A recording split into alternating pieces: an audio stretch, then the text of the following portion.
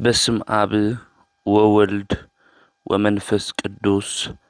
አሃዱ አምላክ አሜን። ይትባረክ እግዚአብሔር አምላከ አበዊነ ለዛብጽሐነ እስከ ዛቲ ሰዓት ቅድሚ ኩሉ ልዕሊ ኩሉ ናብዛ ሰዓት እዚኣ ዘብጽሐና ናይ አቦታትና ናይ ቅዱሳን አምላኽ እናትና እውን አምላኽ ቅዱስ እግዚአብሔር ስሙ ዝተኸበረን ዝተመስገነን ይኹን። እማ አምላክ ወላዲተ አምላክ ቅድስተ ቅዱሳን ድንግል ማርያም ስለ ፍጹም አዶነታ ስለ ፍጹም ክብራ ክብርን ምስጋናን ይብጽሐያ። ከምኡውን ቅዱሳን አቦታትና ቅዱሳን አዴታትና ብዝተወሃቦም ክብሪ መጠን ኩሉ ምስጋና ይብጽሐዮም። ኣብ ዝተፈላለየ ዓለም ኮይንኩም እዚ መንፈሳዊ ሚድያ እዚ እትከታተሉ ስድራ እግዚአብሔር ኣብ መስቀል ተሰቂሉ ፍጹም ዝኾነ ሰላም ብዝሃበና ብኢየሱስ ክርስቶስ ፍጹም ሰላም ከመይ ትጸንሑ ከመይ ትኾኑ ሰላም እግዚአብሔር ምስ ኩላትኩም ይኹን። እንኳዕ ናጋእዝተ ዓለም ስላሴ ዓመታዊ ክብረ በዓል ብሰላም አብጽሐኩም አብጽሐና። በኦርቶዶክሳዊት ተዋህዶ ቤተ ክርስቲያን ጥሪ 7 ናይ ቅድስት ስላሴ ዓመታዊ ክብረ በዓል ብድሙቁን ብፍሉይን ክብረ በዓሉ ይኽበር እዩ። እዚ እውን ሎሙዓንቲ ጥሪ 7 ዓመታዊ ክብረ በዓል ስለ ዝኾነ ንምንታይ ከምናኽብሮ እግዚአብሔር አምላኽና ብዝገለጸልና ጥበብና ምስጢር ክንመሃር ኢና። አምላኽና ቅዱስ እግዚአብሔር ንኹልና ዘስተውዕል አእምሮ ንኹልና ንክዕድለና ናቱ ቅዱስ ፍቃድ ይኹነልና። ንሎሙዓንቲ እንመሃሮ ናይ ትምህርትና ርእሲ ዝኸውን ንዑ ንውረድ። እዚ ቃል እዚ እንረኽቦ ኣብ ኦሪት ዘፍጥረት ምዕራፍ 11 ቁጽሪ 7 እዩ። ብዚ ቃል እዚ መልዐሊ ንህይወትና ዝጠቅም ንዓና ድማ ዝረብሕ ቃሉ አምላኽና ቅዱስ እግዚአብሔር ንካምህረና ቅዱስ ፍቃዱ ይኹነልና። ኣብ ምድሪ ሰባት እናበዝሑ ምስ ኸዱ ብፍላይ ድማ ኣብ ሓደ ጎልጎል ምስ በጽሑ ሰናኦር ኣብ ዝበሃል ቦታ ዓብዪ ህንፃ ንስራሕ ኢሎም ከም ዝተማኸሩ ኣብ ኦሪት ዘፍጥረት ምዕራፍ 11 ቁጽሪ 1 ይነግረና እዩ። እዞም ሰባት እዚኦም ከምዚ ኢሎም ክናገሩ ምኽንያቱ ዝኾኖም ጉዳይ ኣቐዲሞ እግዚአብሔር ኣይእዘዝን ዝበሉ ናብ መንገዱ ይንምለስ ንዝበሉ ሰባት ብማይ አጥፊእዎም ነይሩ እዩ። ብፍላይ ድማ ኣብ ኖህ ዘመን ዝነበሩ ሰባት ኖህ ካብ እግዚአብሔር ቃል ተቐቢሉ እግዚአብሔር ተመለሱ ይብለኩም ኣሎ፣ ካብ ኃጢአትኩምና ካብ ክፍኣትኩም ተመሊስኩም ንዑ ኣመስግንዎ፣ ብንስሐ ተሓጺብኩም ድማ ብቅድስና ተመላለሱ ኢሉ ጻዲቁ ኖህ ነጊርዎም ነይሩ። ነገር ግን ኣብቲ ዘመን እሱ ዝነበሩ ሰባት ዘየድሊ ኃጢአት ይሰርሑ ስለ ዝነበሩ ብርኩሰት መንገዲ ድማ ይመላለሱ ስለ ዝነበሩ እቲ ናይ እግዚአብሔር ቃል ገዲፎም ንዒቆም ናብ ዘየድሊ ርኩሰት ኃጢአት መንገዲ እዮም ኣትዮም። ኣብዚ ግዜ እዚ እቲ ተባሂብዎም ዝነበረ 120 ዘመናት እውን ስለ ዝተወድአ እግዚአብሔር ብላዕልን ብታሕትን ማይ ኣዝኒቡ ኣብቲ ዘመን እሱ ዝነበሩ ሰባት ኣጥፊእዎም እዩ።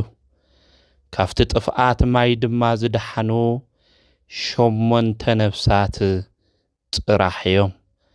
ኣቦና ኖህ ምስ ሰበይቱ ከምኡውን 3 ደቁ ያፌት ካምና ሴም ምሳ ንእስቶም 8 ነፍሳት ጥራሕ እዮም ድሒኖም። እዞም 8 ነፍሳት እዚኦም ድማ ኣብ ምድሪ እናበዝሑ እዮም ኸይዶም።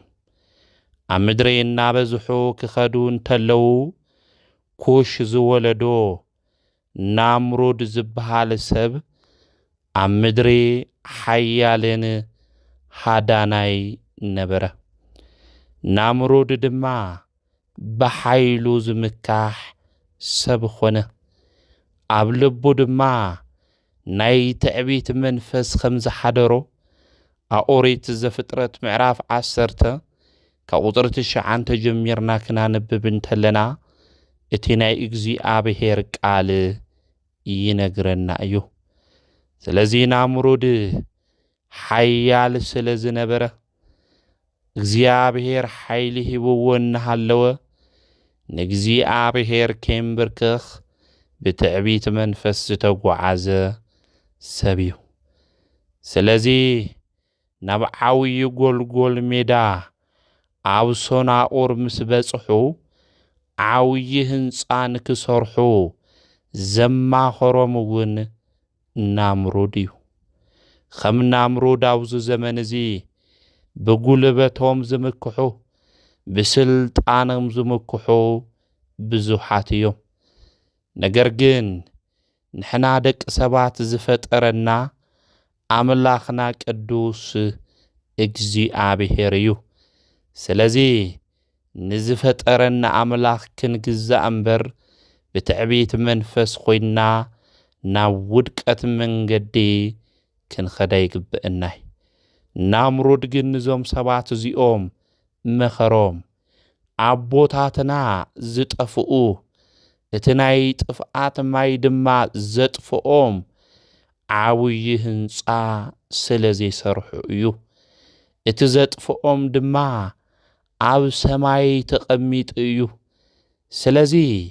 ናቦታትና ንወገናትና ዘጥፍኦም ኣብ ሰማይ ኮይኑ ስለ ዝኾነ ነዚ ኣብ ሰማይ ኮይኑ ዘጥፍኦም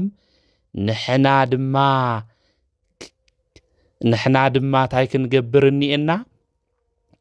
ንዑ ክነውርዶ እኒአና። ከምኡውን ዓብዪ ህንፃ እንድሕር ሰሪሕና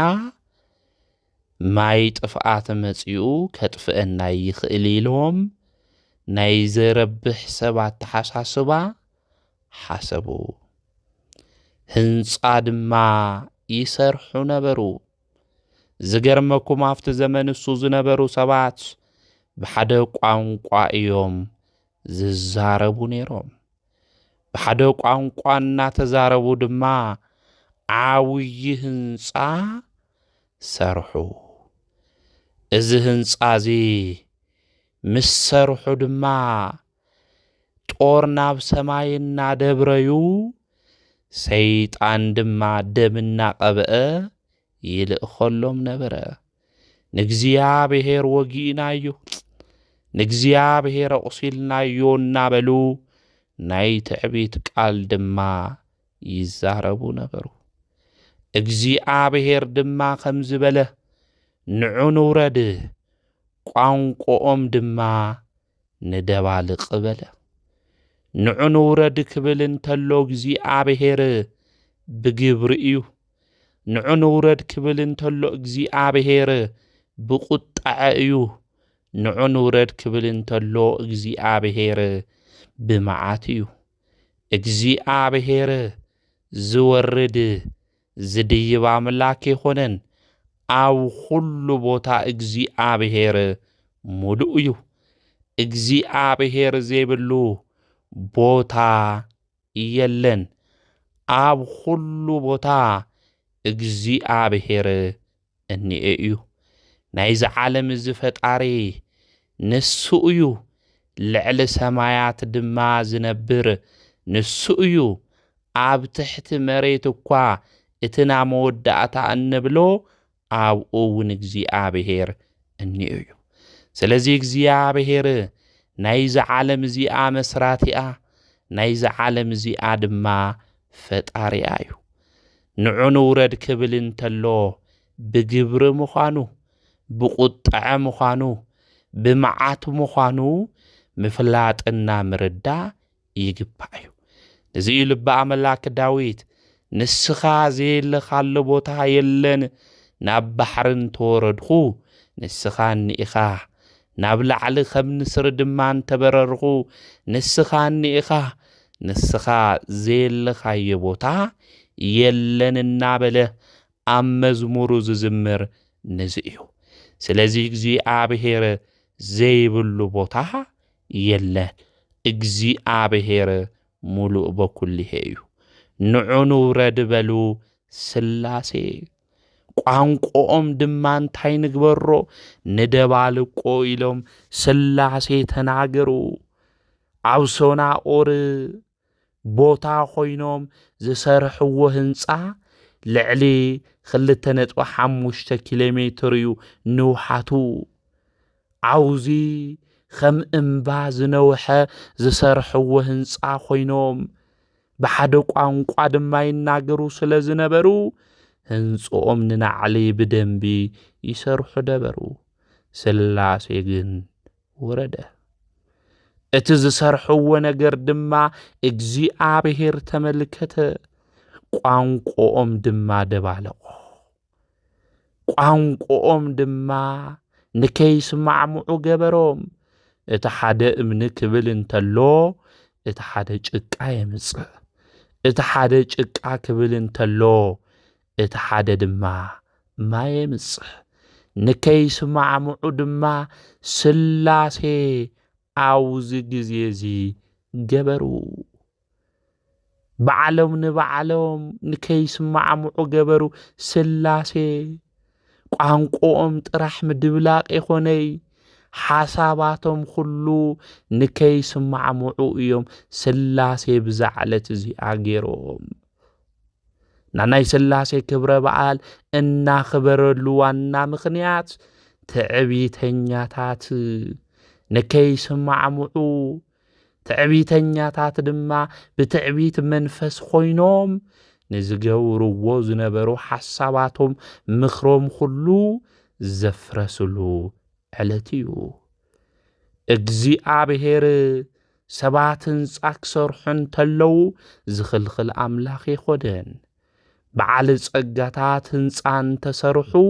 እግዚአብሔር ይቃወመን ነገር ግን ብህንፅኦም ዝዕበዩ እንድሕር ኮይኖም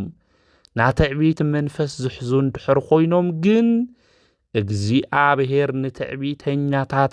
የዋርድ እዩ ተባሂሉ ከም ዝተጻሓፈ እግዚአብሔር ከዋርደና ስለ ዝኽእል ናይ ትዕቢት መንፈስ ካብ ውሽጥና ክናውርድ ይግበአና ናፍቲ ዘመን እሱ ዝነበሩ ሰባት ህንፃ ምስርሖም የኾነይ ተዓውይ ጸግም ህንፃ ሰሪሖም ተዓብዮም ህንፃ ሰሪሖም ኣብ ልዕሊ እግዚአብሔር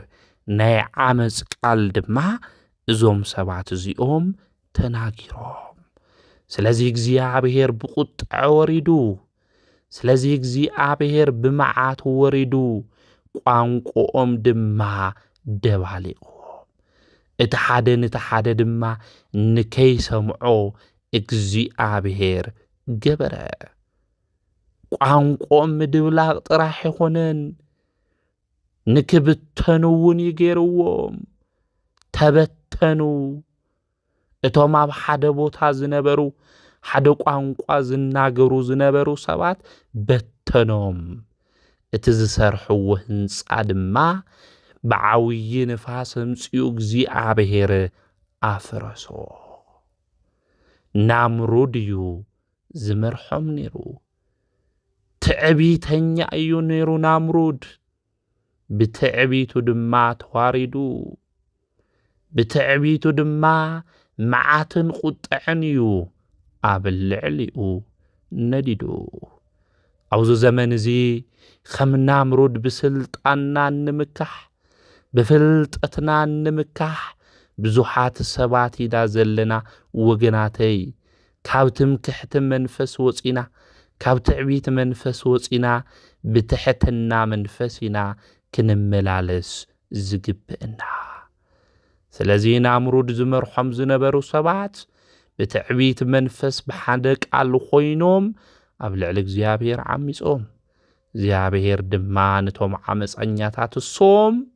ቀሲፍዎም ንእግዚአብሔር ንውጋዮ እኮ እዮም ኢሎም እታ ኣብ ሰማይ ዝነብር ኢና ቦታትና ብማይ ኣጥፊእዎም እሞ ንሕና ድማ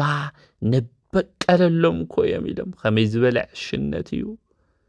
ኣብ ሰማይ ዝነብር ንሱ ይስሕቆም ከምዚ ይኾነሎም ከምዚ ይሳኽዐሎም ይፈልጥ እዩ ማለት እዩ ወገናተይ ወያሃውከሙ በማቱ ነዞም ሃምዝ ዝበሉ ትዕቢተኛታት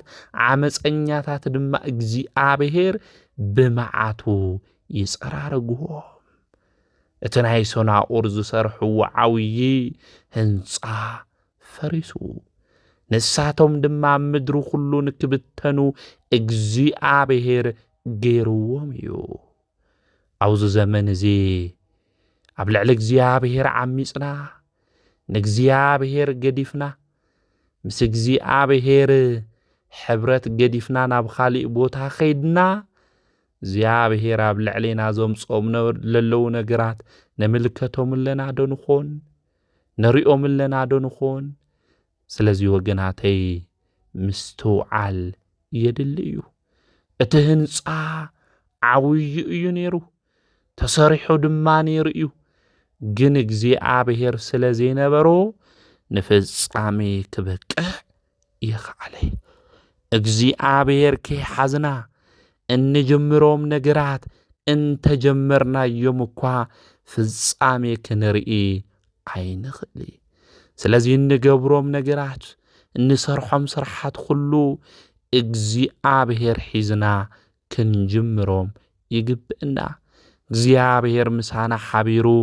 እንድሕር ዘይሰርሐ ብከንቱ ኢና ንደክም ምኽንያቱ ንሕና ናይ እግዚአብሔር ናይ ኢዱ ስራሕ ውፅኢት ኢና ስለዚ ምስ እግዚአብሔር ሓቢርና እንድሕር ዘይወፃና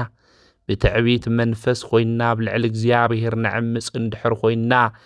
ሸኽላ ዝሰርሕ ሰብ እቲ ጭቃ ምስቲ ዝሰርሖ ሰብ ክቃለሰ ይኽእል ስለዚ ንሕና ናይ እግዚአብሔር ናይ ኢዱ ናይ ስራሕ ውፅኢት ኢና እሞ ብዓመፅን ብትዕቢትን ንኸድ እንድሕር ኮይና ንሕና መጨረሻና ውድቀት እዩ ዝኸውን ስለዚ መወዳእታና ውድቀት ከይኾን መወዳእታና ሞት ከይኾን ዝሓሰብናዮም ነገራት ኩሉ ንፍጻሜ ከይበቕዑ ንከይቐርዩ ድማ ናብ ፍጻሜ ዝሰመረ ምእንቲ ክኸውን ምሳና ሓቢሩ እግዚአብሔር ንክወፅእ ክንጽሊ እዩ ዝግብአና ስለዚ ጥሪ 7 ኩሉ ሻዕ ክነኽብር እንተለና እግዚአብሔር ብትዕቢቶም ብዓመፆም ዝተጓዓዙ ሰባት ምኽሮምን ሓሳቦምን ከምኡውን እቲ ዝሰርሕዎ ስርሖምን ዘፍረሰሉ ዘዋረደሉ ዕለት እዩ ስለዚ እዚእና ክንፈልጥ ዝግብእና እግዚአብሔር ምሳና እንድሕር ዘይኮነ ኣብ ቅድሚት ኮይኑ እግዚአብሔር ነገራት እንድሕር ዘይመረሐ ኩሉ ነገር ከንቱ ከም ዝኾን ክንፈልጥና ክንርዳእ ይግባእ ኣብዚ ዘመን እዚ ግን ኩሉ ነገር ብናይና ሓይሊ ብናይና ስልጣን ብናይና ፍልጠት ንሰርሖ እዩ ዝመስለና ብፍልጠትና ተመኪሕና እኳ እንተጀመርናዮ ብኽእለትና ተመኪሕና እኳ ክንሰርሖ ኢና እንተበልና እግዚአብሔር ምሳና እንድሕር ዘየለ እቲ ነገር እሱ ንፍጻመ ክበጽሕ ከም ዘይኽእል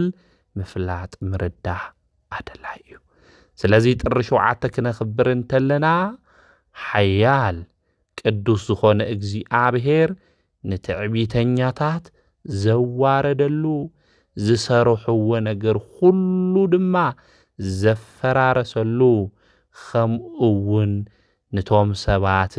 ዝበታተነሉ ዕለት እዩ ንሕና እውን ምስምዕ መዓዛ አበየና ብዙሓት ኢና ቋንቋና ዝተደባለቀና ብዙሓት ኢና ወገናተይ ቋንቋና እንታይ እዩ ዝመስል ናይ ፍቅሪ ቋንቋ ዶ ንናገር ኣለና ንኾን ናይ ሰላም ቋንቋ ዶ ንናገር ኣለና ንኾን እግዚአብሔር ብመዓቱ ንከይወርድ እግዚአብሔር ብመቅሰፍቱ ንከይወርድ በዓልና ንበዓልና ድማ እናተነኻኸስና ንከይንስማዕማዕ ምእንቲ ዝገብረና መንፈስ ኣብ ልዕሌና ከይነግስ እግዚአብሔር ብፍቅሪ መንገዲ ብሰላም መንገዲ ምእንቲ ክመርሐና ካብ ትዕቢትና ካብ ዓመፃ መንገዲ ኩልና ክንወፅእ ይግብአና ናስላሴ ንዑ ውረድ ቋንቋም ንደባልቕ ኢሎም ከም ዝተናገሩ ነገራትና ኩሉ ምእንቲ ከይበላሸው ስራሕትና ኩሉ መንገድና ኩሉ ምስ እግዚአብሔር ክንገብር ይግብአና ኩልና ኦርቶዶክሳውያን ስለ ቅድስት ስላሴ ክንፈልጥ ከምኡ ድማ እቲ ዝፈለጥናዮን ዝተማሃርናዮን ንኻልኦት ክናምህር እዩ ዝግብአና ኣብ ጸሎትና ኩሉ ግዜ በቅድስት ስላሴ ኢልና ንጽሊ ኢና ንምንታይ ቅድስት ስላሴ ከም ንብል ምፍላጥን ምርዳእን ድማ ኣገዳስን ዋና ጉዳይን እዩ ቅድስት ስላሴ ንምንታይ ኢና ንብል እንጽልዮም ነገራት ሁሉ ክንፈልጦም ክንርድኦም ድማ ይግብአና ስለ ቅድስት ስላሴ ድማ ናይ እምነትና መሰረት እዩ ናይ አምልኾትና መሰረት እዩ ጸሎት ሁሉ ክንገብር እንተለና ትንጅምር እንተለና በአብ በወልድ በመንፈስ ቅዱስ ኢና ንብል ከምኡውን ጸሎትና ክንውድእ እንተለና እውን ብስመ ስላሴ እዩ አውዚ ኣብ ናይ ኩሉ ሻዕ ጸሎትና ድማ በስመ አብ ወወልድ ወመንፈስ ቅዱስ አሃዱ አምላክ በቅድስት ስላሴ ኢና ንብል ማለት ና ቅድስት ስላሴ ለምንታይ ኢና ንብል ኣብ ምስጢረ ስላሴ ትምህርትና እውን ስለ ቅድስት ስላሴ ብዙሕ ግዜ ቤተ ክርስቲያን ትነግረና ተምህረና ቅድስት ስላሴ ማለት ፉሊ ሰለስትነት ማለት እዩ ፉሊ ሰለስትነት ማለት እዩ ለምንታይ እዩ እዚ ፉሊ ሰለስትነት ኢልናዮ እንድሕር ኢልና ናይ እግዚአብሔር ሓድነት ናይ እግዚአብሔር ሰለስትነት ፉሉ እዩ ከምቲ ንሕና ብቁጽሩ ንብሎ ይኾነ መንፈጢርኩም ተባሂልና ስላሴ ምስ በልና ስላሴ ክንደ እዮም ሓደ ይኾኑ ሰለስተ ይኾኑ ክንብል እንተለና ፉሊ ዝኾነ ሰለስትነት ምዃኑ ቤተ ክርስቲያን ትነግረና ተረድአና ስለዚህ እግዚአብሔር አምላኽና ሓደ እግዚአብሔር በአካል ድማ ሰለስተ ኢልና ነአምን ከምኡውን ወንተአምን ኢልና ንናገር ኢና ማለት ነገር ግን ናይ ስላሴ ሓድነቶም ሰለስትነቶም ክንናገር እንተለና ንሕና ከም ንሓስቦ ብቁጽሪ ክኾነ ይግብኦ ንሕና ንፈልጦ ሰለስተን እዩ እዚ ሰለስተ ከይተጨፍለቐ ሓደ ክኾነ ይኽእል ስላሴ ግና ከይተጠቕለሉ ሰለስተ ኮይኖም ብፉሊ ሰለስትነት ይነብሩ ንሕና ንፈልጦ ሓደ ከይተኸፈለ ወይ ከዓ ከይተቆረጸ ሰለስተ ክኸውን ኣይኽእል ስላሴ ግና ከይተኸፈሉ ሓደ ኮይኖም ይነብሩ ፉሊ ሓድነት ማለት ነዚኢና ቅድስት ስላሴ ኢልና እንጽውዖም ማለት እዚ ኸመ እዩ ኸመይሉ ክኾን ይኽእል ኢሎም ዝመራመሩ ሰባት እኒአው ሓደ ሓዲኦም ድማ ስላሴ ሓደ ይኾኑ ሰለስተ ይኾኑ ኢልና ስለናምህር ብስጋዊ አተሓሳስባ ኸይዶም ሰለስተ አማልክቲኹም እታምልኹ ኢሎም ዝናገሩ ሰባት እንዲው ስለ ናይ እግዚአብሔር ነገር ንክንርድኦ በመንፈሳዊ ጥበብና ፍልጠትና ክንፈልጦ ንኽእል በመሰረቱ እግዚአብሔር ከምዚ እዩ ኢልና ተመራሚርና ክንበጽሖ ንኽእል በኦርቶዶክሳዊ ትምህርቲ ንሕና ንአምኖ አፓፋቲክ ዝበሃል ቲኦሎጂ أو تيولوجي تمرتي خلت عينة تمرتي كابافاتيك النيو أبافاتيك النيو نحنا أبافاتيك إذا مالت نيجيشن محداج مالت إجزي أعير تمراميرنا كنبصحين خلي مصحيفت زغلصولنا بعلو دما بزنا جرنا نا إجزي أعير نجر نردو إلنا نجدفو مالت كابافاتي جن نمرامرينا زيابير تمراميرنا كنبصحو إنا لبل التحساسوا تمرتي زلوم يومال ኦርቶዶክሳዊ ተዋህዶ ቤተ ክርስቲያን ኦሬንታን እንብለን ኦርቶዶክስ ቤተ ክርስቲያን ድማ አፓፋቲክ ልብል ቴዎሎጂ ትምህርት እዩ ዘለውን ስለዚህ ስለናይ እግዚአብሔር ሐሳብ ክንርዳእ እንድሕር ኮይና ብመንፈሳዊ ፍልጠትና ጥበብ እሱ ድማ ብዝገለጸልና እምበር ብምድራዊ አተሐሳስባ ኸይና ስለናይ እግዚአብሔር ነገር ክንፈልጦ ይንኽእል ሚስጥረ ሥላሴ ድማ ስለ እግዚአብሔር ዝናገር ስለ እግዚአብሔር ሓድነት ስለ እግዚአብሔር ሰለስትነት ፉሊ ዝኾነ ሰለስትነት ዝናገር ብዛዕባ እዚ ንክንርድኦ እንድሕር ኮይና ድማ እግዚአብሔር ብዝገለጸልና እግዚአብሔር ብዝነገረና መጠን ጥራሕ እዩ ክኾን ዝግባእ አተሐሳስባና ምድራዊ ጌርና አካይዳና ምድራዊ ጌርና ናይ እግዚአብሔር ነገር ከይፈለጥ ኮይልና እንደክም እንድሕር ሃሊና ግን ናይ ከንቱ ድኻም እዩ ክኾን ዝኽእል ምኽንያቱ አውዛው ትንቢተ ኢሳይያስ ምዕራፍ 55 እግዚአብሔር ክናገር እንተሎ ናተይ ሐሳብ ከም ሰብ ሐሳብ ይኾነ ናተይ መንገዲ ከም ናይ ሰብ መንገዲ ይኾነ ኢሉ እግዚአብሔር ክናገር እንተሎ ንምልከቲና ማለት እዩ ስለዚ ናይ እግዚአብሔር ሐሳብ ደቂ ሰባት ብለለና ንእሽተይ አእምሮና ህሊና ተመራሚርና ክንበጽሖ አይንኽእል ማለት ስለዚህ ናይ እግዚአብሔር ነገር ንክንርዳ ናይ እግዚአብሔር ሐሳብ ንክንፈልጥ ናብ እግዚአብሔር ምቕራብ በመንፈሳዊ ጥበብ ምጓዓዝ ድማ የድል እዩ ማለት ናይ እግዚአብሔር ሐሳብ ዝፈልጥ ባዕሉ እግዚአብሔር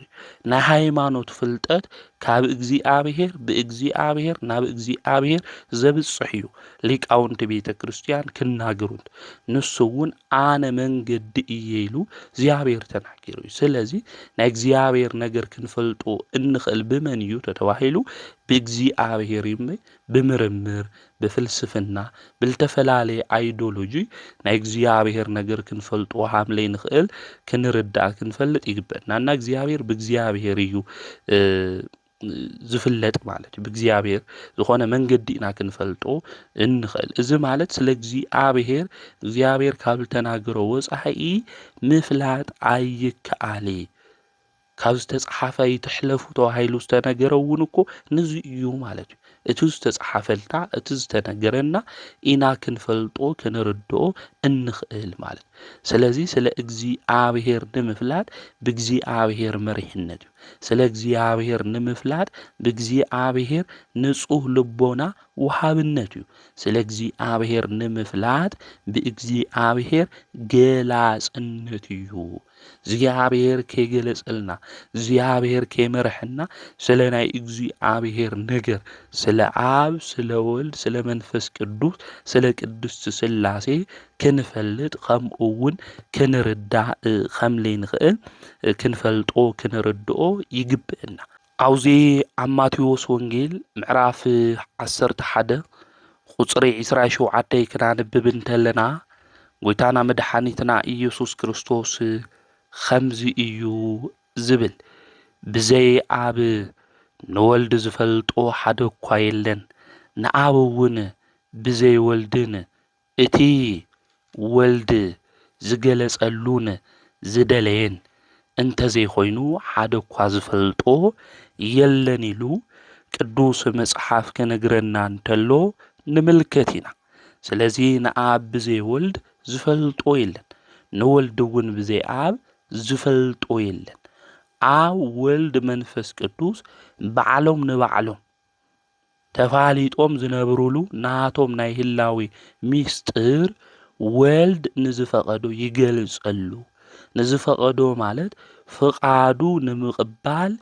ዝተዳለወ ማለት ሰብ ልቡ ብዝኸፈተ መጠን እግዚአብሔር ድማ ናይ ሚስጥር በሩ እንታይ ይገብር ማለት እዩ ይኸፍት ማለት እዩ ስለዚህ ስለ ናይ እግዚአብሔር ሚስጥረ ስላሴ ክንፈልጥ እንድሕር ደሊና ኮይና ልብና ብንጽህና ብቅድስና ክንኸፍቶ ይግብአና ተሚስጥሩ እውን ክገልጸልና ዝኽእል አምላኽና ንሱ ቅዱስ እግዚአብሔር እዩ ማለት ስለዚህ ስለ እግዚአብሔር መን ይፈልጥ ተባሂሉ ባዕሉ እግዚአብሔር እዩ ንሕና ግን ብዝተገለጸልና ከምኡ እውን ንሱ ብዝተናገሮ መንገዲ ስለ እግዚአብሔር ንናገር ስለ እግዚአብሔር ድማ ታይ ንገብር ማለት እዩ ንምስክር ማለት እዩ ዝተገለጸልና ማለት እዩ ሓደ ሰባት ላብ ምርምር ውሽጢ ስለ ሚስጥረ ስላሴ ስለ ዝኣትው እዩ ብምርምር ስለ ስላሴ ነገር ግን ክንፈልጦ ይንኽእል በአርምሞ ሱቅ ኢልና ኢና ስላሴ ሚስጥር ክንርድኦ ክንፈልጦ እንኽእል ብዝተገለጸልና ካብኡ ዝሓለፈ ካብኡ ወጻኢ ግን ስለ ስላሴ ክንፈልጥ ኣይንኽእል አውዚ ኣብ ኦሪት ዘጸአት መጽሓፍ ኣብ ኦሪት ዘሌዋውያን እውን ከነነብብ ተለና እስራኤላውያን ካብ ግብጽ ክወጹ እንተለው እግዚአብሔር እስካብ ትጸጉ እንታይ ግበሩ ብልዑ ኢልዎም ነይሩ እቲ ናይ መስዋዕቲ በጊዕ ክሓርዱ እንተሉ እቲ ዝተረፈ ግን እንታይ ግበሩ ኢሎ ብሓዊ ኣቃጽልዎ ሊቃውንቲ ዝክትርጉምዎ ተለው ዝኣኽለኩም ተማሂርኩም ዝቀረየ ግን እግዚአብሔር ይፈልጥ በሉ እዩ ስለዚህ ናይ ፍልጠት መወዳእታት አዩ ተተባሂሉ ባዕሉ እግዚአብሔር እዩ ማለት እዩ እግዚአብሔር ምፍላጥ እግዚአብሔር ምርዳእ እዩ ኣብ መወዳእታ ቦታትና እግዚአብሔር ነጽሮተ ስሉስ ቅዱስ ምስራዓዩ ፍልጠት ኣብኡ ኢሉ ወዳና ደቂ ሰባት ፍልጠት ናይ መላእክቲ ፍልጠት ማለት እዩ ስለዚህ ስለ እግዚአብሔር መን ይልፈልጥ ተባሂሉ ባዕሉ እግዚአብሔር ንሕና ግን ብልተዋሃበትና ንእሽተይ ውሱን ዝኾነ ፍልጠት አምላኽና ቅዱስ እግዚአብሔር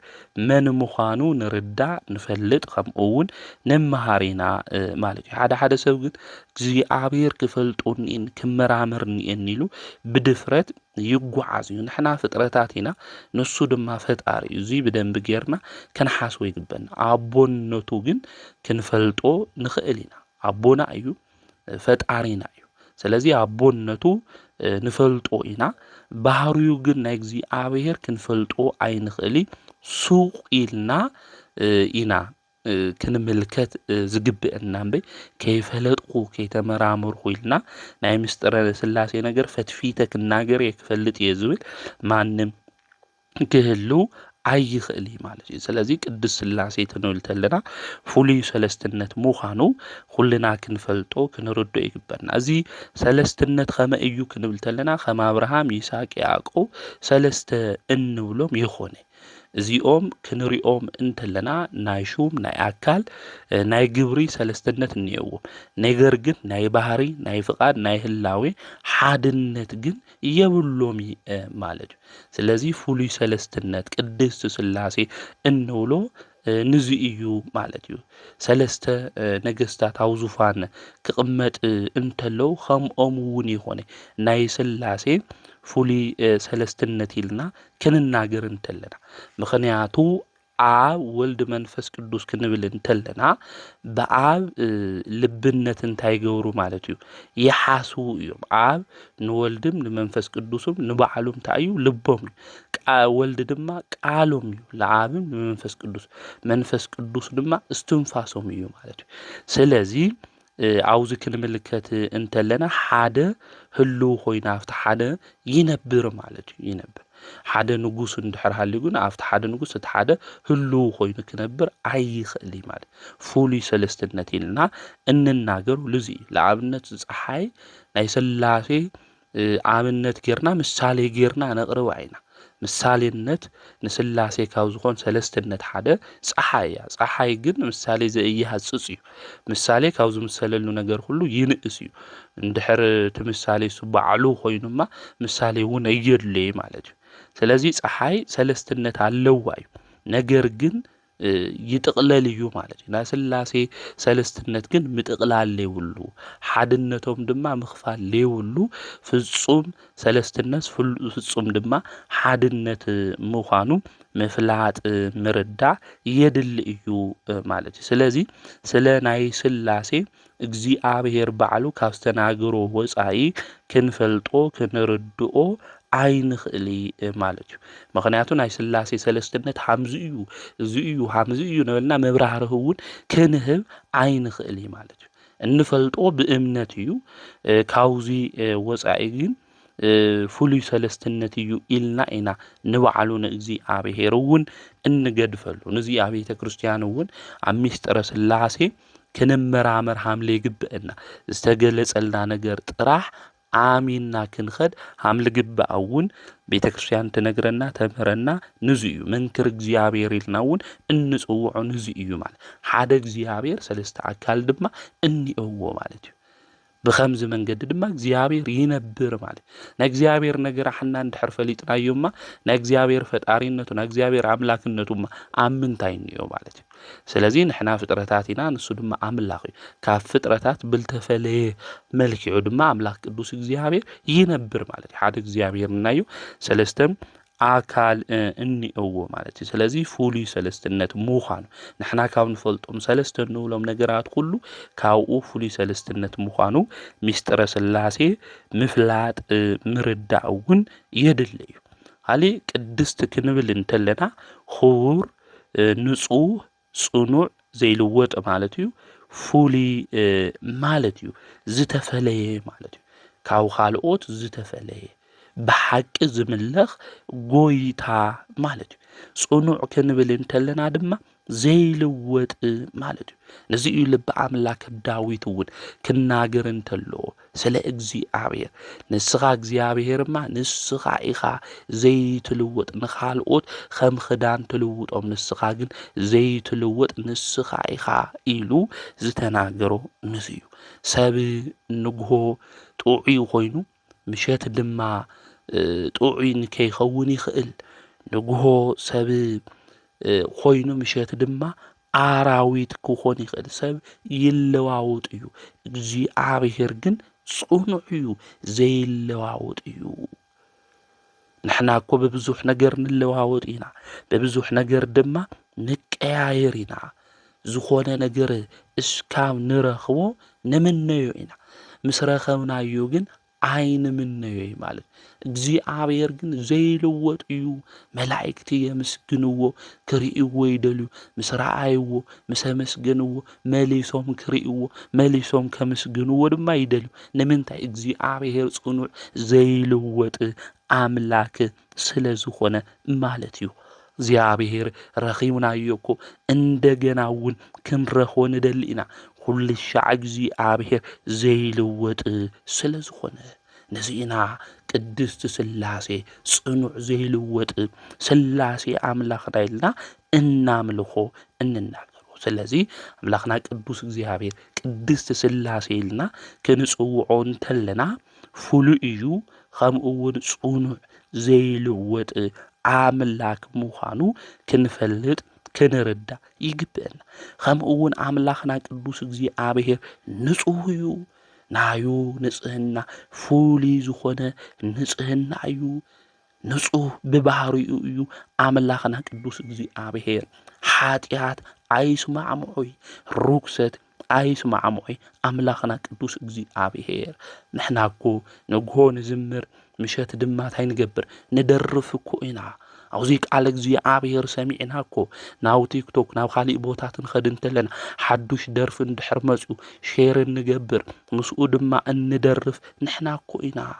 ናይ ጸርፊ ማሂደር ዘለና እኮ ንሕና ኢና። ስለዚ ንሕና ንልወጥ ኢና፣ ንጽህና እውን ይብልን። እግዚአብሔር ግን ፍሉይ ንጹህ እዩ። ከምኡ እውን እግዚአብሔር ፍሉይ ዝኾነ ጽኑዕ ዘይልወጥ አምላክ እዩ። ንሕና ኣይተሓሽው ኢልና ንሰብ ንመክር፣ ነገር ግን ንሕና እንታይ ንገብር ንሕሽው እኮ ኢና። ንሕና እኮ ኩሉ ነገር እኮ እዩ ዝስማዕምዐና ወገናተይ፣ ንሱ ግን ፍሉይ ንጹህ እዩ። ኃጢአት ዘይስማዕምዖ እዩ። ርኩሰት በደል ዘይስማዕምዖ ጎይታ አምላክ እዩ። ንሱ ቅድስቲ ስላሴ ፍሉይ ንጹህ ኢልና እንጽውዖ አምላኽና ቅዱስ እግዚአብሔር ንዚ እዩ። ንሕና እኮ ዝሙት ደስ ይብለና ቀፂልና ድማ እንታይ ደስ ይብለና ተክሊል እኮ ደስ ይብለና እኮ ናይና ህይወት እኮ ወገናቴ ብጣዕሚ ከቢድ እኮ እዩ ሓደ ሰባት ተክሊል እንድሕር ለይተገበረለይስ ኣነ ክሙት እየ ወይን ሃይማኖተይ ክክሕድ እየ ቤተሰበይ ታይብለኒ ስድራይ ታይ ኣብ ዝሙት ነይሩ ኣብ ሓጢኣት ነይሩ ስርዓተ ቤተ ክርስቲያን ከፍርስ ልደል ኣፍትም ደስ ዝብሎ ሰብ ብዙሕ እዩ ማለት እዩ ንሕና እውን ሃሙ ኢና ሓጢኣት ይስማዓምዕና ርኩሰት ይስማዓምዕና ከምኡ እውን እንታይ ንገብር ንጽህና ቅድስና ክሕዝየልና ላፍቲ ንብል ኢና እግዚኣብሔር ግን ብባህሪኡ ንጹህ እዩ ንዝኮ እዩ ሓጢኣት ተሰራሕና ተበደልናዮ ኣምላኽና ቅዱስ እግዚኣብሔር ዘይቀየመና ኮኑዚ እዩ ምኽንያቱ ቂም ምስ ባህሪኡ ስለለይ ይስማዓማ ንሱታይ ስለዝኾነ ንጹሃ ባህሪ ስለዝኾነ ኣምላኽና ቅዱስ እግዚኣብሔር ማለት እዩ ስለዚ እግዚኣብሔር ብባህሪኡ ፍሉይ ዝኾነ ንጹህ ኣምላኽ እዩ ንሱ ፍቕሪ እዩ ሓጢኣት ተሰራሕና ተበደልና ኣምላኽና ቅዱስ እግዚኣብሔር ሃምዝ ገይሮም እዮም ለይብል ፍቕሪ ስለዝኾነ እዩ በዲልና ሓጢኣት ጌርና ተመሊስና ናብኡ ትንመጽእ ተለና ድማ ምሕረት ዝገብረና እዩ ሰብ ተፈቲና እዩ ዝፈትወና ሰብ ተኽቢርና እዩ ዘኽብረና ሓደ ሻዕ እኮ ዝኾነ ምጽዋት እኳ ክንገብር እንተለና ሰባት ከምስጉኑና ኢና እንደል እግዚኣብሔር ሃሙ ይኾነ እግዚኣብሔር ፍቕሪ እዩ ክንብል እንተለና ናይ እግዚኣብሔር ፍቕሪ ሃሙ ይኾነ ለኣብነት ዓርክኻ ከም በዓልኻ ጌርካ ፍተውዎ ይብል ቅዱስ መጽሓፍ ለኣብነት ኣነኒኹ ለባዕለይ ክዳን እንድሕር ገዚእስ ወይ ኣነ እኮ የዋህ እየ ለባዕለይ ክዳን ገዚእ ምግቢ እውን እንድሕር በሊዕስ ወይ ኣነ እኮ የዋህ እየ ንባዕለይ እኮ ምግቢ ጋቢዘ ለጋሲ እየ ክብል ኣይኽእል ዓርክኻ ከም በዓልካ ጌርካ ፍተውዎ ማለት ንባዕልና ንገብሮ ነገር ኩሉ ንዓርክና ትንገብር ተለና ከምኡ ምዃኑ ነቲ ዓርክና ንገብረሉስ ሃም በዓልና ምዃኑ ክንሓስብ ክንርዳእ እዩ ዝግብአና ማለት እዩ ስለዚ ንባዕለይ ገይረ ሃምለይ ንብል ኩሉ ንባዕለይ ሃምዚ ኮይኑ ሃምለይ ንብል ኩሉ ለዓርክና እውን ሃምኡ ክንገብር ሃም ልግብአና ብፍቕሪ መንገዲ ክንጓዓዝ ሃም ልግብአና እግዚኣብሔር ንጹህ እዩ ፍሉይ ንጹህ እግዚኣብሔር ፍቕሪ ምዃኑ ሃምኡ ክንኾን እሱ ክንመስል ሃም ልግብአና ቤተ ክርስቲያን ተምህረና እያ ማለት እዩ ስለዚ እግዚኣብሔር ፍቕሪ እዩ ዝተባሃለ ንዚ እዩ ብንህቦ ነገር ኣይህወኺ ብዘይ ሃብናዮ ነገር ድማ እግዚኣብሔር ኣይናደድ ማለት እዩ ብዘይ መሃብና ንባዕልና እዩ ዝቐሬና ና እግዚኣብሔር ብባህሪኡ ተኣዩ ማለት እዩ ሰላም እዩ ናይ ሰላም ናይ ፍቕሪ ኣምላኽ እዩ ኣምላኽና ቅዱስ ስላሴ ማለት እዩ ንሕና እኮ ዝተወሰኑ ሰባት እንድሕር ጸሊኦም ክልተ ሰባት ይጸልኡኹም እዮም ተተባሂልና እኮ እንታይ ገይረ እዚ ክገብር ስለራእዩኒ እዩ እዚ ስለልወልኹ ድዩ ሓምዚ ሰሚዖም ለይድዮም ገለ ንበልና ንሕና ንህወኺና ንጨነቒና ማለት እዩ ነገር ግን እግዚአብሔር ኢና ክንመስል ዝግብእና ብህይወት ዘመንና ሁሉ ማለት ቅዱስ አትናቴዎስ ሰባት መጽዮም ዓለም እኮ ጸሊአተካ ኢሎም አና ቀዲመ እንታይ ገይረየ ጸልኤየ ኢሉ ልቡ ክህውኽ ይኽአል ብእግዚአብሔር እመኑ ባባይ እመኑ ልብኹም ድማ እንታይ ይኹን ኣይታወክ ኢሉኮ ክርስቶስ ነጊርና ዮሐንስ ወንጌል ምዕራፍ 14 ቁጥር 1 ንሕና ግን እምነትና ኣብ ቅዱስ ሥላሴ ስለዚ ሆነ እግዚአብሔር ወና መምሳል መንገድ ስለለይ መጻና ልብና ይህወኽ ሰላም እውን ንስእኒና ሰላምና ሁሉኮ ንሕና እንደልየኮ ካብ ወጻኢ ካብ ካልኦት ሰባት ኢና ምክንያቱ ኣብ ዝተፈላልየ መሰረት ሰላምና ነገራትና ሁሉ ኣብኡ ስለዝቕመ ሰላምና ግን ኣብ በዓልና እንታይ ክኾን ይግብኦ ክምስረት እዩ ዝግብኦ ማለት እዩ ስለዚ እግዚአብሔር ፍቅር እዩ ክንብል እንተለና ካፍት ንሕና ፍቅር እንብሎ ብመሃቢና ንሕና ፍቅር እናምን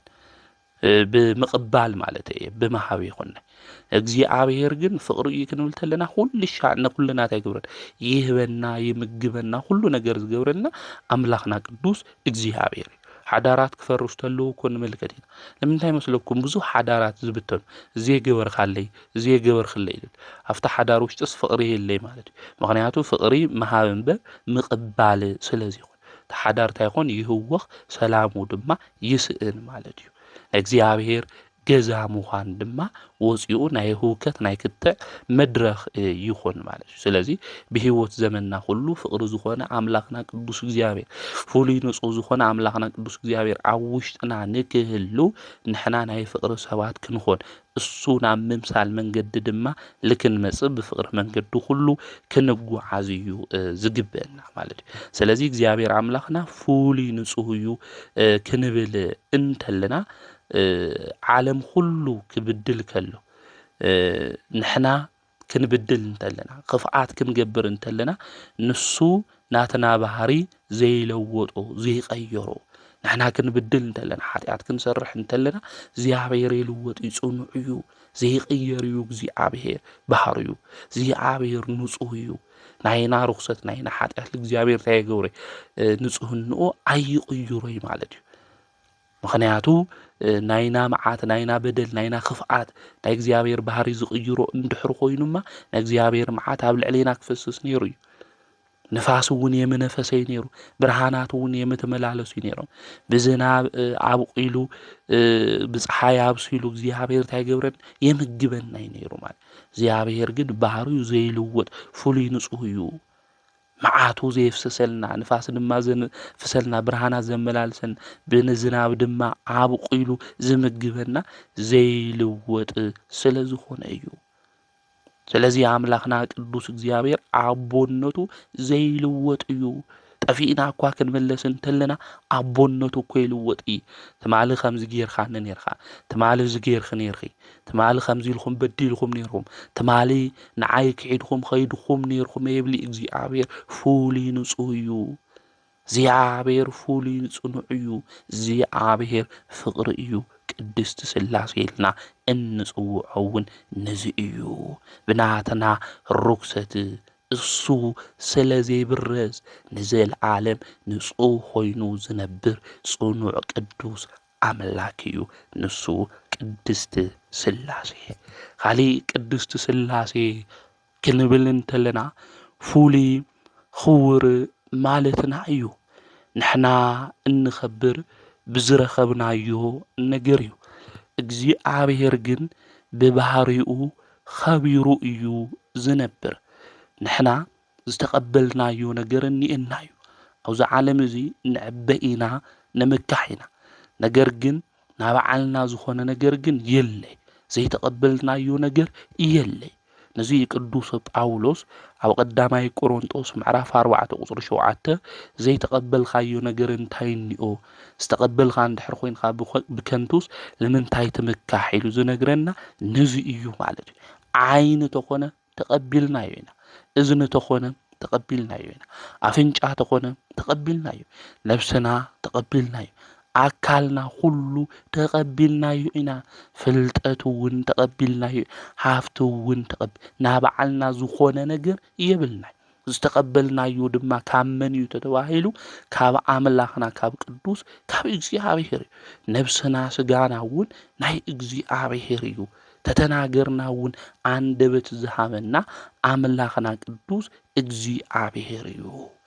ስለዚ ዘይተቀበልናዮ ነገር ስለዘይብልና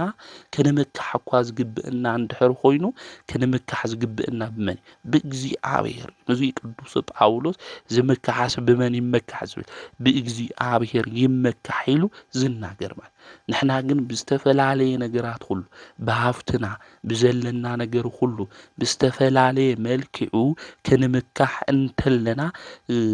ኣብ ህይወትና ሁሉ ንዕዘቢና ንርኢና ማለት ነገር ግን ሁሉ ነገርና ዝሃበና ነፍስናም ስጋናም ተኾነ ዝፈጠረልና ምን እዩ አምላኽና ንሱ ቅዱስ እግዚአብሔር እዩ ማለት እና ብዝተፈላለየ ነገር ንጭነቕ ኢና ለስጋና ክንጭነቕ እንተለና ይረአ እዩ ማለት እዩ ኣብ ቅድሚ ሰባት ጸቢቕና ክንረአይ ማለት እዩ ኣብ ቅድሚ እግዚአብሔር ጸቢቕና ክንረአይ እኮ ይኾንናይ እንጭነቕ ነገራት ሁሉ ላብ ውሽጥና እናምጾም እንሓስብ እኮ ኣብ ቅድሚ እግዚአብሔር ተኣይ እኮ ይንብል ኣብ ቅድሚ ሰብ ታይ ክበሃል ክንምካሕ ክንዕበይ ምእንቲ ኣብ ቅድሚ ሰብ ተኣየልና ብብዙሕ ነገር ንዝንጥ ኢና ብብዙሕ ነገር ንገብር ኢና ነገር ግን ኣብ ቅድሚ እግዚአብሔር ተኣየልና የንሓስብ ማለት ኣብ ቅድሚ ሰብ ጸቢቕና እኮ ኣብ ቅድሚ እግዚአብሔር ከም ቁራ ዝጸልመትና እኮ ብዙሓት ኢና ብሓጢኣትና ብኽፍኣትና ብቂምና ንሕና እኮ ተንኮለኛታት ኢና ወገናተይ ንሕና እኮ ምኽንያተኛታት ኢና ካሕዳማት እኮ ኢና ንሕና ሓሰውት እኮ ኢና ሓሜተኛታት እኮ ኢና ንሕና በዚ ምኽንያት እዚ ውሽጥና ነብስና እንታይ ኮይኑ ከም ቁራ እንታይ ኮይኑ ጸልሚቱ እዩ ነብስና ጸልሚታ ንስጋና ጥራሕ ግን እንጭነቕ እንህወኽ ሰላምና እንስእን ብዙሓት ኢና ሓደ መዓልቲ ናብ ገሃንም ተኣትዩስ እንታይ እዩ ዝረኽበኒ ኢልና ሓሲብና ንኾን ንኽእል ደ ስለ ነብስና ከምቲ ንስጋና ንጭነቐሉ ናብ ገሃንም ተኣትዩስ እንታይ እዩ ዝረክብ ዘይደኽሙ ኣጋንንት እኒአው እኮ እዮም ቅዱስ መጽሓፍ ዝነግረና። ስለዚ ስለ ናይ ገሃንም ናይ ሲኦል ህይወት ሓሲብናዮ ዶ ንኾን ለማዓንቲ እኮ ክንሞት ንኽእል ኢና። ዝቃል ዝናሰማዕና ከይወዳእናዮ ንሞት ንኽእል ኢና ወገናተይ። መምጽኢና ሞት መምጽኡ የፍለጢ መዓዛ ሃም ንሞት የንፈልጢ። ስለዚ ምስትውዓል የድሊ እዩ ወገናተይ። ስለ ስጋና ጥራሕ ነተጨነቕና ነተሃውኽና ስለ ናይ ነፍስና ጉዳይ ሓዲግና ካብ እግዚአብሔር ዝፈልየና ኃጢአት ገዲፍና ናብ ካሊእ ዓለም ሁሉ እንደክም ዘለና ክነስተውዕል ልብ ክንብል እዩ ዝግብአና ማለት እዩ። ስለዚ ብህይወት ዘመንና ሁሉ ከጨንቀና ክውኸና ዝግባእ ናይ ምድራዊ ክብርና ጥራሕ ይኾነ ከጭንቀና ዝግባእ ዘለዓለማዊ ከኽብረና ዝኽእል ነብስና ልዕልና ክረኽባ ዝኽእል ናይ ንስሐ ህይወት እዩ ከጭንቀና ዝኽእል። ስለዚ እግዚአብሔር ፍሉይ ክቡር እዩ። ንሕና ግን ከኽብረና ዝኽእል ኣምላኽና ንሱ ቅዱስ እግዚአብሔር ምዃኑ ፈሊጥና ብዘይድሊ ብዘይኾን ነገር ነተመካሕና ህይወትና ናብ ዘይኮነ መንገዲ ክንእቱ ኣይግብአና። ኣብዚ ዘመን እዚ ኩሉ ሰባት ልዕል ትሕት ነብል እኮ ብዙሓት እኮ ኢና። ማንም ሰብ ለማንም ከልዕሎ ይኽእል ለማንም ድማ ከትሕቶ ከዋርዶ እውን ኣይኽእል ማለት እዩ። همز النجبر كنخون أي جبنا أو زجزي زكون النصاصرين أي كلام سي كلام نعم نايس اللاس ينصحكوا إنا كلنا كنا ودادر كوي جبنا زيابير بأمثاله بهرايو زفت رأيو ماله زيابير دماغ خور رأيو ماله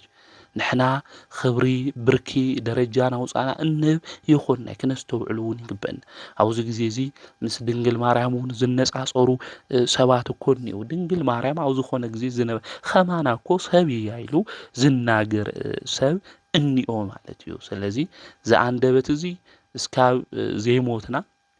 مس موتنا إذا عندبت زي سوق زبل اسكاب لي موتنا جن بزوح نجرينا نناجر ناي صرفي سماعيتات زخنا كو بزحاتنا أو زجزي سنين كاو تبعيتنا كاو تمكحتنا زتل عالم لسبب خبر حاف لعلنا بلنا بزوح نجر نناجرنينا سلزي مستوعال لب مبال يدل إيو مالت ስለዚህ አምላኽና ቅዱስ እግዚአብሔር ካብ ነገስታት እንብሎም ከምኡውን ካብ ጳጳሳት እንብሎም ካብ ፓትርያርክ እንብሎም ካብ መላእክት እንብሎም ካብ ሁሉ ታዩ ልዕል ዝበለ ጎይታ አምላክ ፈጣሪ እዩ ቅዱስ ስለ መኑ ይመስለከ እምና አማልክት እግዚኦ ካብ አማልክት ዘበጸጋ ከማኻዝ በለ የለን እንብሎ ለአምላኽና እግዚአብሔር እኮ ነዚ እዩ ማለት እዩ። ስለዚህ ናይ እምነትና ርእሲ ናው ዝኾነ ንክርስቶስ ታይክን ገብሩ ክንኽተሎ ንዑ ተኸቲልና ድማ ንሱ ናው ዘለዎ ንክንበጽሕ ንአምላኽና ናይ እግዚአብሔር ቅዱስ ፍቃድ ይሆነላ። ስለዚህ ቅዱስ ስላሴ ክንብል ተለና ፍሉይ ክቡር ምዃኑ ፍሉይ ንጹህ ምዃኑ ከምኡውን ፍሉይ ምዃኑ ካብ ካልኦት ፍሉይ ብሓቂ ድማ ዝምለኽ ምዃኑ ፍሉይ ዘይልወጥ ጽኑዕ ምዃኑ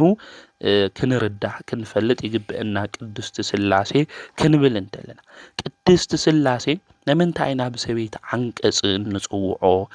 ዝብል እዩ። ሰበይቲ ወላዲት እያ፣ ስላሴ ድማ ወላድያነ ዓለም እዮም። ወላዲ ፍጥረት እዩ ስላሴ፣ ወላዲ ህግጋት እዩ፣ ወላዲ ሃብታት እዩ። ስላሴ ናይ ፍጥረታት ዝወለደ እዩ። ናይ ፍጥረታት ምንጪ ፈጣሪ ስላሴ እዩ።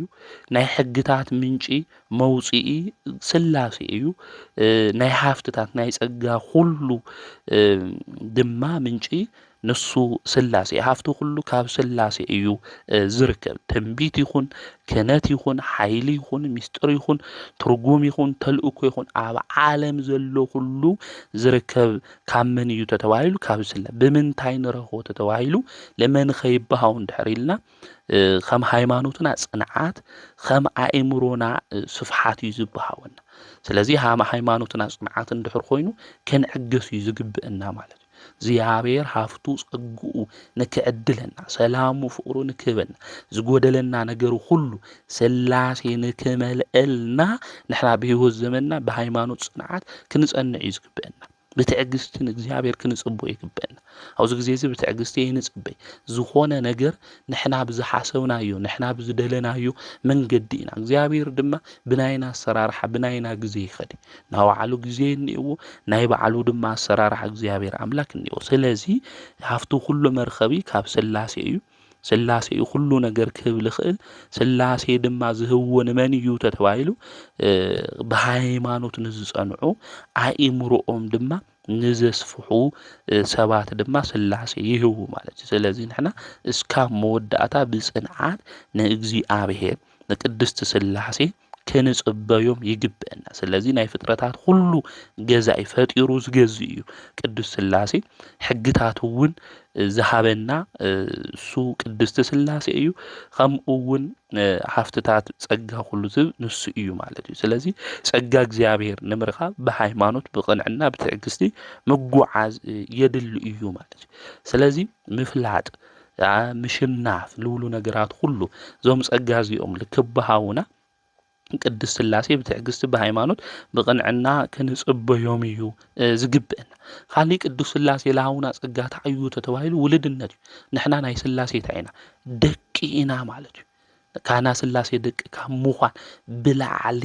ጸጋ ድማ የለ ሃፍቲ ድማ የለ ወገናት እግዚአብሔር ዝኣክል አምላኽ ይነና እግዚአብሔር ዝኣክል አቦ ይነና ናይ ስላሴ ደቂ ኢና ንሕና እንምክሕሉ አቦና ንሱ እዩ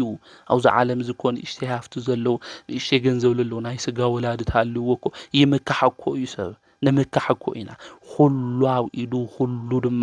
አውኡ ዝኾነ ቅድስት ስላሴ ናይና አቦና እዩ ንሕና ድማ ናቱ ደቂና ስጉኡ ደሙ እግዚአብሔር ሂብና እዩ መንግስተ ሰማያት ዝኣክል ዓዲ ድማ ሂብና እዩ ምስኡ ድማ ንሕና ከነግስ ኢና ዝዓውይ ክብሪ ዝጸጋ እግዚአብሔር ንሁልና ሂብና እዩ ማለት እዩ ስለዚህ ብሰበይት አንቀጽ ቅድስት ኢልና ንጽውዑ ስላሴ ሰበይት ወላዲት አምልኾነ ስላሴ እውን ናይ ፍጥረታት ናይ ሕግታት ናይ ሃብታት ናይ ጸጋ ሁሉ ወላዲ እዮም መሰረት እዮም ምንጭ እዮም ማለት እዩ ና እግዚአብሔር አቦና እዩ ከምኡ እውን እግዚአብሔር ወላዲያነ ዓለም ኢልና ንጽውዖ ኢና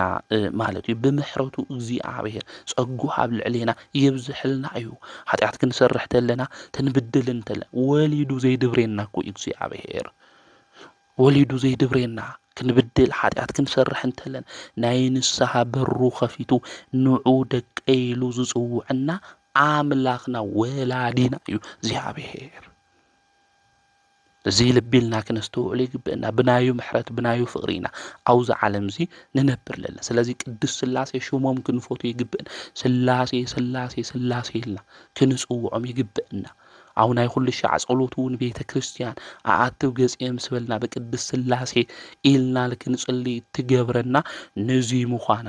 ጸሎትና አምልኾትና ሁሉ ክንጀምር እንተለና በስመ ስላሴ ክንውድ ተለናውን ስብሐት ለአብ ወወልድ ወመንፈስ ቅዱስ ኢልና ኢና ሁሉ ነገርና ናዓጹ መሰረትና ናይ አምልኾትና ቅድስ ስላሴ ስለዝኾኑ ናይ ዓለም መሰረት ናይ ዓለም ወላዲያን ናይ ፍጥረታት ሁሉ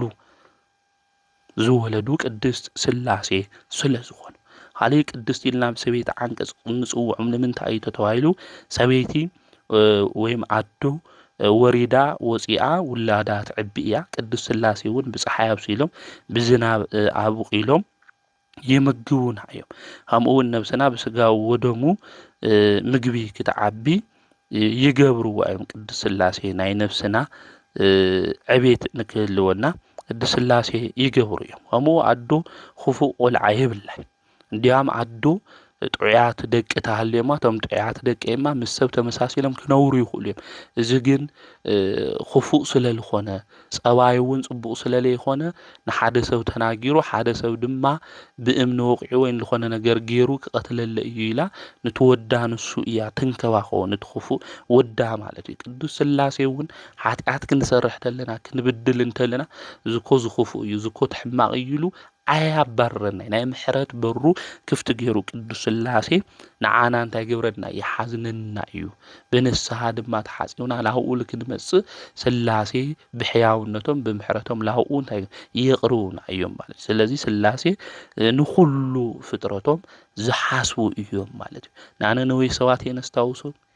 ዮናስ ክልኣኽ እንተለኩ መጀመርያ ተጠፍእ ተሎ የናስ እኮ እግዚአብሔር መሐሪ ክጠፉ ይኹም ኢለዮም እግዚአብሔር ተመሐረው መስኮ ኢሉ ድሓር የናስ ብተኣምር ኸይዱ ነነዌ ክትግልበጥ እያ ኢሉዎም ቶም ናነዌ ሰባት ድማ ተመሊሶም እዮም ማለት ናነዌ ሰባት ክምለሱ እንተለው